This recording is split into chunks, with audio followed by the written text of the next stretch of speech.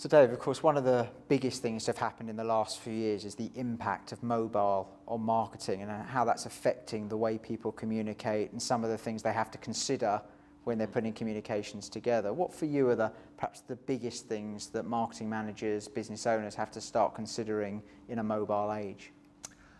Well, yeah, certainly a massive impact, and in particular we're looking at smartphone, because I think the tablet against desktop, there isn't such a huge difference. With smartphone, of course, we're using it when we're out and about, or we're multi-screening as we're watching the TV. So I think the first thing is that it's got to be integrated with your other activities, and then it's about providing value for that audience in their context. So you can develop new propositions that work in a particular situation. So if you look at the betting companies, for example, Betfair, they've developed a mobile app, and that's providing betting options that you in real time that you couldn't previously have through the website. So that's actually driving new business for them.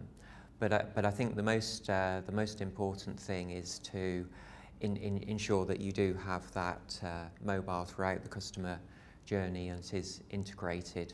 But it does work. I think many mobile experiences are broken.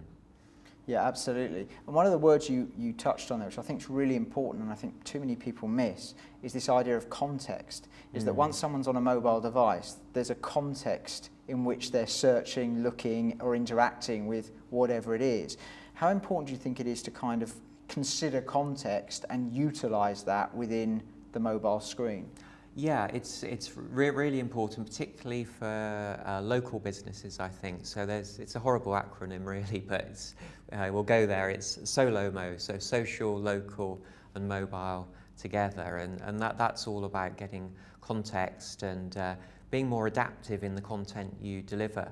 One of the things that actually bugs me about mobile marketing is people will make generalizations. So they'll say you need a responsive website, or it's got to be mobile first. So let's look at each of those. So yeah, first with a responsive website, this is where as the user is accessing the site, it will rescale and content will reposition so that it's easy to view on the smartphone or tablet. But the problem with that is that the context may be lost. And a good example of someone who gets that right through an adaptive design is Lufthansa. So if you imagine it, you're at the airport or you're travelling to the airport, you'd need different sorts of information about flights and where you need to go.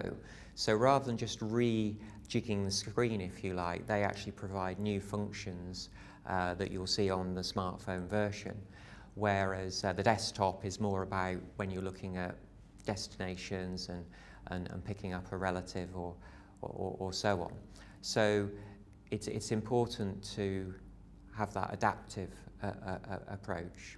Now the other one I mentioned is mobile first, and this is saying we've got to be quite careful that in developing our mobile experiences we don't make the desktop experiences worse, and that will sometimes happen because the great thing about mobile is that you do reduce the options, you do simplify the design, and that's essential on mobile.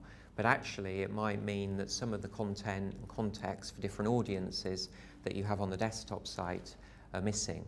And what I'm seeing the larger businesses doing is that they're actually developing different experiences for different platforms.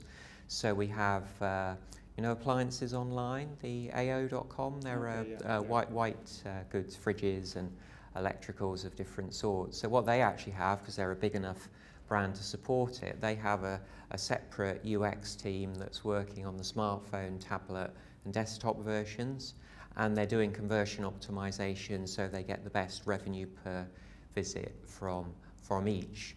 Now if you imagine you compare that to a responsive site where it's not optimized for each platform, you're really going to be missing out. So I think marketers, and it's understandable for small businesses, they're treating it as a bit of a tick box exercise. So yeah, we've got our responsive site, but to me that's just the start of optimizing it.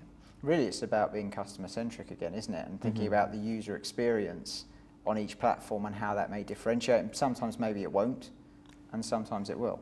Yeah, that's right. And again, you can only do that by research, testing, analytics. So one thing I'd recommend for anyone watching who is concerned about their mobile, because the other issue we haven't looked at is mobile search.